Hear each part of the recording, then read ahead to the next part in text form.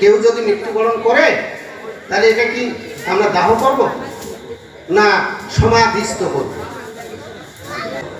বিষ্ণু পুরাণের তৃতীয়াংশের 13 অধ্যায়ের 8ম নং শ্লোকে সুন্দরভাবে বলা রয়েছে, প্রেত দেহ শুভ স্নানৌ স্নাপিতম স্বপ্নি ভূষিতম দত্তা গ্রামাদ বহি সেতা সচেলা সলিলাশয়। কোন ব্যক্তি যদি মৃত্যুবরণ করে তা হইলে তাকে কি করতে হবে? পবিত্র জল দ্বারা স্নান করে, মাল্য দ্বারা বিভূষিত করে, গ্রামের বাহিরে নিয়ে গিয়ে সচেলা পর্যন্ত একটু নদীর ধারা হইল স্রোত বয়ে যাচ্ছে বা সারা বছর ওই জায়গাতে একটু জল হইল থাকে, এইরকম গ্রামের বাহিরে নদীর তীরে নিয়ে গিয়ে সেটাকে দগ্ধ মানে কি দাহ করতে হয়। এটা আমার কথা, বিষ্ণু পুরাণের তৃতীয়াংশের 13 অধ্যায় 8 নং শ্লোকের কথা। মন্ত্র পড়ি দ্বিজগণ পাবক জ্বালিয়া অগ্নিহোত্র রাজার করিল দাহ করিয়া, পঞ্চ ভাই দিল পিণ্ড ক্ষত্রিয় বিধান, দ্বাদশ দিবসে করে অগ্নি শান্তি দান। কোথায় পাব? আমরা তো গীতা পড়ি নাকি? গীতায় ভজ, গীতায় সাধু, গীতায় কলাপে ভব সিন্ধু পার। আর এই গীতার উৎসটা আসলো মহাভারত থেকে, আর মহাভারতটা রচিত হলো পাণ্ডবদের নিয়ে। পাণ্ডু রাজা যখন মৃত্যুবরণ করলো তখন ব্রাহ্মণ মহোদয়কে সেই নদীর তীরে ডেকে মন্ত্র পড়ি দ্বিজগণ, ব্রাহ্মণরা মন্ত্র পাঠ করলো, অগ্নিহোত্র রাজার করিল দাহ ক্রিয়া। আর এই পঞ্চ ভাই কি করলো? অগ্নির দ্বারা তার অন্ত্যেষ্টি ক্রিয়াটা সম্পন্ন করল। আর দ্বাদশ দিনে অগ্নি শান্তি দান করে আদি খণ্ডে এটা পাবে মহাভারত। বাহু রাজা, সূর্যবংশীয় বাহু রাজার শ্রাদ্ধ বা অন্ত্যেষ্টি ক্রিয়াটা তারও সেই দাহ ক্রিয়ার মাধ্যমে সম্পন্ন হলো এবং 13-10 দিবসে তার আদ্য শ্রাদ্ধ হলো। আমাদের এই নীলফামারী, দিনাজপুর, ঠাকুরগাঁ, পঞ্চগড় এই অত্র এলাকায় কিন্তু ক্ষত্রিয়ের সংখ্যা বেশি। কি গোস্বামী মহোদয়, এখানে কিন্তু ক্ষত্রিয়ের সংখ্যাটা বেশি। তো কেউ চন্দ্রবংশী ক্ষত্রিয়, কেউ সূর্যবংশী ক্ষত্রিয়।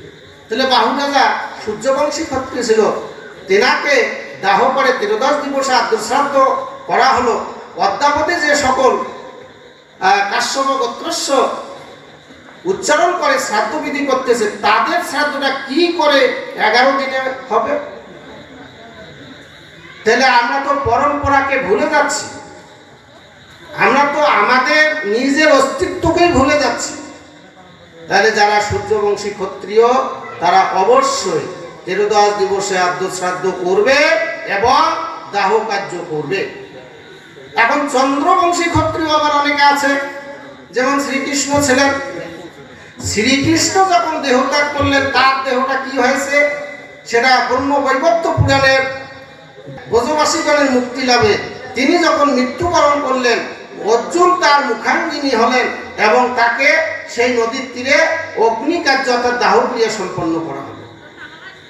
তাহলে যদি আপনি কৃষ্ণকে মেনে থাকেন, যদি আপনার পরম্পরাকে মেনে থাকেন, তাহলে কি করে আপনি কৃষ্ণ উপাসক হওয়ার পরে 11 দিনে আদ্য শ্রাদ্ধ করতেছেন ক্ষত্রিয় হয়ে, এবং তার শ্রাদ্ধটাও 13-10 দিবসে হলো। তাহলে আমরা শাস্ত্র পড়ি না, না মানি না, না কি?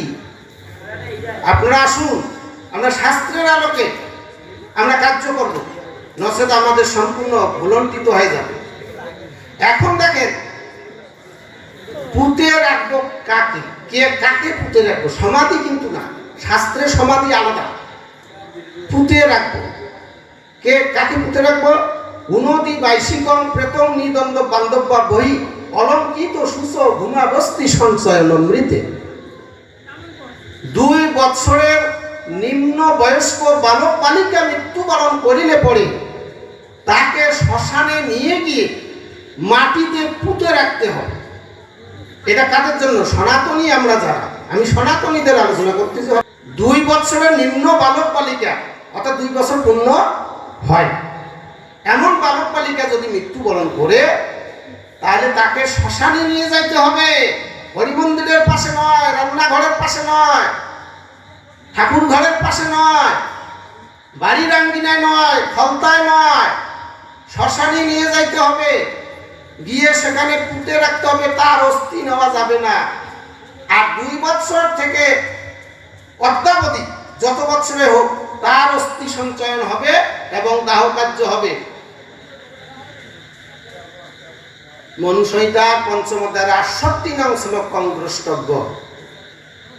তাহলে আপনি যদি শাস্ত্র মেনে থাকেন, আপনি যদি আপনার সনাতনের ভিত্তি মেনে থাকেন, প্রকৃতপক্ষে যদি আপনি সনাতনকে মানেন, প্রকৃত সনাতনী হন, তাহলে আপনারা শাস্ত্রের আলোকে কার্য করেন।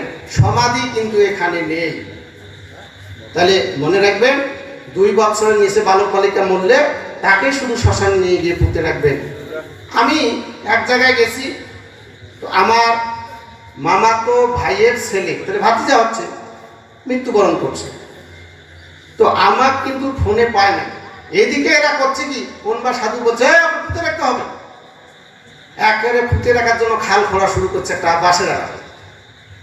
তারপর আমার কানে গেল যে তোমার ভাতিজা মারা গেছে, শোনো না? আমি তো শুনি নাই। দৌড় আসি দেখি কি ব্যাপার, একজন খাল করতেছে, সব বন্ধ করো। কেন? এটা পুঁতে রাখা লাগবে, কে বলছে? আমি জন্ম তারিখটা জানতে চাইলাম যে কত 2 বছর পার হয়ে গেছে। সব বন্ধ করো, দর্শক ডাকো, বাস কাটো, মুসলি বন্ধ, শ্মশানে নিয়ে। তারপর আমি করাইলাম, আমার এলাকায় সমালোচনা শুরু হলো। আবার ঘূর্ণিঝড় যখন আসে, আবার ঘূর্ণিঝড় সমাধান হয়ে যায়। সমাধান হয়ে গিয়েছে, কেউ আমার সাথে যুক্তি খণ্ডনে আসতে সাহস পায়নি। পাবে কেমন করে? আমরা তো শাস্ত্রের পথে আছি। আরে বাবা, যুদ্ধ করতে গেলে অস্ত্র লাগে। নারায়ণ যেমন সুদর্শন চক্র দিয়ে যুদ্ধ করে, ভোলা মহেশ্বর শিব শঙ্কর যেমন ত্রিশূল দিয়ে যুদ্ধ করে, আমরা শাস্ত্র দিয়ে যুদ্ধ করি, প্রকৃত সনাতনী যারা। এই জন্য বেদ পড়ো, শাস্ত্র মানো, গীতা পড়ো, শাস্ত্রের আলোকে কার্য করো। আপনারা অশাস্ত্রীয় কার্য করবেন না। সমাধি কোথা থেকে আসলো? অমৃতনাদ উপনিষদ কি বলল? ধ্যেয় বস্তুর সাথে নিজের চিত্তকে যোগ করা হলো ধ্যান। আমরা ধ্যান করি না? ঠাকুর মশাই বলে আগে নারায়ণের ধ্যান করি, শিব পূজা করতে বলছি শিবের ধ্যান করো, দুর্গার ধ্যান করো, সরস্বতী পূজা করতে বলছি সরস্বতীর ধ্যান করো। ধ্যান মানে কি? এই যে দুর্গা পূজা বলছি, মায়ের সাথে আমার চিত্তটাকে নিবিষ্ট করা। ধ্যান থেকে জন্মায় ধারণা। যখন আপনি ধ্যান করবেন, তখন আপনার মধ্যে ধারণা আসবে আমি কার সাথে নিজেকে সংযুক্ত করার চেষ্টা করতেছি। ধারণা থেকে আসবে মনন। মনন করতে করতে আপনার মধ্যে আসবে সমাধি। তার মানে মরি দেয়া মাটির পুঁতে রাখা এটা সমাধি। কে আপনাকে শিক্ষা দিয়েছে? কোন শাস্ত্রে আছে? আপনি দেখাবেন। এবার বাহ্য বস্তু অর্থাৎ জাগতিক বাহ্য বস্তুর প্রতি যার কোনো প্রকার আসক্তি থাকে না, তিনি সমাধিস্থ হন, অর্থাৎ তিনি সমাধি প্রাপ্ত। মরি যে পুঁতে রাখলে সমাধি হবে না। এই বাহ্য বস্তু কোনটা? স্ত্রী, পুত্র, ধন, সম্পদ, বাড়ি, গাড়ি, টাকা পয়সা, লোভ, লালসা, কামনা, বাসনা, মদ, মাৎসর্য, ঐশ্বর্য, প্রতিষ্ঠা, সবকিছু থেকে তিনি যখন দূরে সরে যান, তিনি সমাধি হন। তার মানে তাকে সমাধি মাটির পুঁতে রাখতে হবে। লোকনাথ ব্রহ্মচারীর জীবনী পড়েছেন? লোকনাথ ব্রহ্মচারীর উপরে আর কোনো বড় সাধক পুরুষ ছিল না। আছে নাকি ঠাকুর মশাই? যিনি গায়ের মধ্যে পাথর বেঁধেছিল হিমালয় পর্বতে গিয়ে, তারপরেও তিনি অটল ছিলেন তার সাধনা। জেনাকে দেখে ভারতের বর্ডার খুলে দেওয়া হয়েছিল, সারা পৃথিবী তিনি বিনা অনুমতিতে ভ্রমণ করিয়েছেন। আছে এমন কোন সাধু, সন্ন্যাসী, সাধক পুরুষ, মহাপুরুষ? সামান্য হরিনাম বিলি করার জন্য চৈতন্যদেবকে হুসেন শাহর অনুমতি নেওয়া লেগেছিল যে আমি হরিনাম প্রচার করব। তখন তিনি বললেন যে যাও, চৈতন্যের মনে যাহা আছে তাহাই প্রচার করুক, কেউ বাধা দেবেন না। আর লোকনাথ ব্রহ্মচারী সারা পৃথিবী ঘুরলেন বিনা অনুমতিতে। সেই লোকনাথ ব্রহ্মচারীর যখন অন্তিম সময় এসে যায়, তিনি তার এক শিষ্যকে ডেকে বললেন কানে কানে, বাবা আমার যাবার সময় হয়েছে, আমার দেহটাকে শ্মশানে নিয়ে গিয়ে দাহ কার্য করি। এটা কি কেউ জানে? দেখেছেন? দেখেন না। লোকনাথের জীবনী পাঠ করেন, আর যদি তাও না পারেন 200 মনীষীর জীবনী আছে, সেখানটা পাঠ করেন, আপনারা পেয়ে যাবেন। মনীষীগুলোর জীবনী দেখেন। তুলসীর তলাত খাল করিয়া, হরিমন্দিরের পাশে খাল করিয়া ঠ্যাং মুসুরে বসে রাখলেন, আর সমাজটাকে বিভ্রান্ত করতেছেন। আর ক্রিয়া 11 দিনে হলে আমরা যাব, 13 দিনে হলে যাব না। কেন? আপনি দেখাইতে পারবেন? শাস্ত্র দেখাইতে পারবেন? সুতরাং কোনোভাবে আপনারা অন্যের কথা প্ররোচিত না হয়ে আপনারা শাস্ত্রকে আঁকড়ে ধরে আপনার জীবন, আপনি, আপনার পরিবার, আত্মীয় স্বজন, বন্ধু বান্ধবকে সৎ পথে নিয়ে আসেন, ভগবানের পথে নিয়ে আসেন, তাতেই আপনাদের মঙ্গল হবে। জয় জয় সাধুগুরু বৈষ্ণবপতি প্রমানন্দে। হরি হরি। এখন আসি অসহজ দাহ এবং সমাধি, কিন্তু বুঝিয়ে দিলাম। সমাধিস্থ আপনিও হাতে পাবেন, সেটা আপনার সন্ন্যাস অবস্থায় হবে, যখন আপনি গৃহের মধ্যে থাকবেন না, ওই যে বনে চলে গেছেন, কোনো কিছুর প্রতি আপনার আর আকৃষ্টতা নাই। আপনি সমাধি হবেন, বনে আপনি মৃত্যুবরণ করবেন, আপনার কেউ থাকবে, দাহ করবেন না সমাধি করবে, সেটা আপনার ইন্ডিকেট নাই। ওটা আপনার করাও যাবে না, আপনি তো সম্পূর্ণ পরিত্যাগ। আমার কি হবে সেটা ঈশ্বর আর আমি বুঝবো, কারণ ঈশ্বরের সাথে আমার দর্শনে হয়ে গেছে, মনন করতে করতে একনিষ্ঠ হয়ে গেছে। আর যখন আপনি গৃহের মধ্যে থাকবেন, আপনাকে শাস্ত্রবিধিতে কর্ম করতে হবে। অসহজ শুদ্ধে বিপ্রদশা হেন, দ্বাদশ হেন ভূমিপা বর্ষ, পঞ্চাদশা হেন শূদ্র মাস হেন শুদ্ধতি। এখানে কি বললো?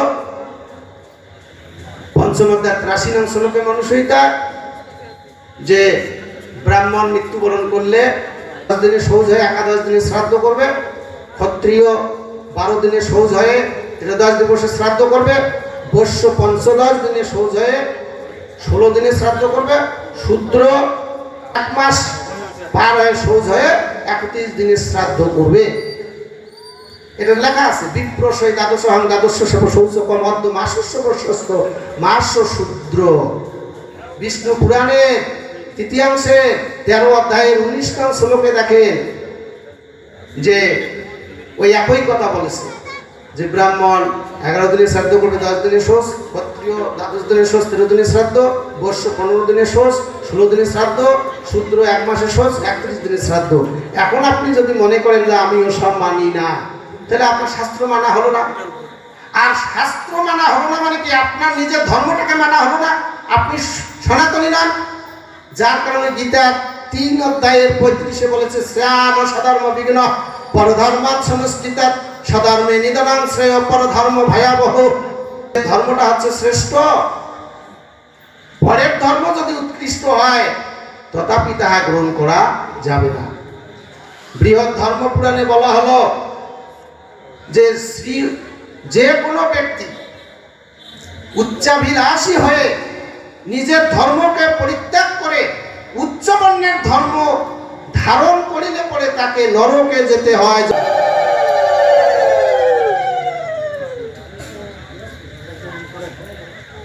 আরো কি বলা আছে জানেন? যে ব্রহ্মার ভিত্তি যদি কেউ লোভে পড়ে অপহরণ করে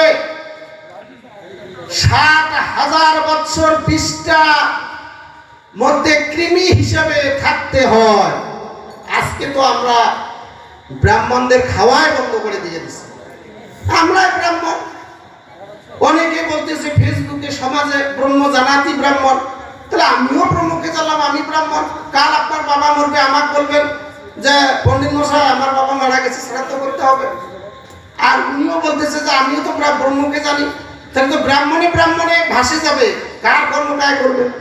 ঠিক আজকে যেখানে ব্রাহ্মণ পাওয়া যাচ্ছে না অদ্যাবধি পর্যন্ত, দুর্গা পূজার সময় অনেক ক্ষত্রিয় যায় পূজা করে, অনেক বৈশ্য যায় পূজা করে, অনেক শূদ্র যায় পূজা করে, অনেক সাধু যায় পূজা করে, অনেক বৈরাগী যায় পূজা করে। এখনই তারপরেও পাওয়া যায় না। মানে কি? ওই যে এক ভাগ ধর্ম যে রয়েছে, ওই এক ভাগ যখন থাকবে না, তখন মানুষের মধ্যে আর ধর্ম থাকবে না, পাপে একাকার হয়ে যাবে, জরাজীর্ণ হয়ে যাবে। তাহলে কেউ যদি মনে করে, আচ্ছা আমাকে বলেন তো, আমি কি দুর্গা পূজা করতে পারবো না? আমি কি আপনার বাবার শ্রাদ্ধটা করাতে পারবো না? আমি কি সরস্বতীকে পূজা করাতে পারবো না? আপনি খোঁজ নিয়ে দেখেন তো আমি কোনোদিন করেছি নাকি? আমাকে এক জায়গায় বলা হয়েছিল যে আপনি তো ঠাকুর মানুষ, এবারে দুর্গা পূজাটা আপনি করেন পঞ্চগড়ে। হ্যাঁ, দেখুন কথা কথা আমরা তো জানি আপনি ঠাকুর মানুষ, সব কিছুর মন্ত্র জানেন, তো মন্ত্র জানলে ঠাকুর হবে? সর্বনাশ, এটা আমার দ্বারা হবে না। কোনো ব্রাহ্মণ ছাড়া পূজা হবে না। আমি কেমন পূজা করি? পরে ব্রাহ্মণকে ডেকে এনে সেটা পূজা করা হলো। আমি যদি লোভী হতাম, আমি যদি স্বার্থপর হতাম, তাহলে আমি ধরে নিতাম যে এখানে আর কেউ জানবে, আমার বাড়ি নীলফামারী আর পঞ্চগড় করে বর্ডার, চুপচুপ করে দুর্গা পূজাটা করাইতাম, 21,000 টাকা গণি নিয়ে চলে আসতাম। আর ভগবানও কইতাম, ভগবান পেটটা তো করো, আমি না একটু ভুলে করেছি নাকি? হবে? অজ্ঞানে ভুল মাপ হয়, কিন্তু জানি শুনি ভুল মাপ হয় না। সুতরাং আপনি যতক্ষণ জানবেন সঠিকভাবে করার চেষ্টা করবেন। সুতরাং কেউ যদি নিম্ন বর্ণ হয়ে উচ্চ বর্ণের অর্থাৎ ব্রহ্মবৃত্তি অপহরণ করে, তাকে কয় হাজার বছর 20টার মধ্যে কৃমি হয়ে থাকতে হবে, 60,000 বছর বই আছে দেখবেন বৃহৎ ধর্মপুরাণ। কদাচ এই সমস্ত কাজ করার চেষ্টা করবেন না। যদি নিজের কল্যাণ চান, সমাজের কল্যাণ চান, সনাতনের কল্যাণ চান, পুত্র সন্তান আত্মীয় স্বজন বন্ধু বান্ধবের কল্যাণ চান। এখন আবার একটা প্রথা বেড়েছে, মানে সমস্যার সৃষ্টি হচ্ছে।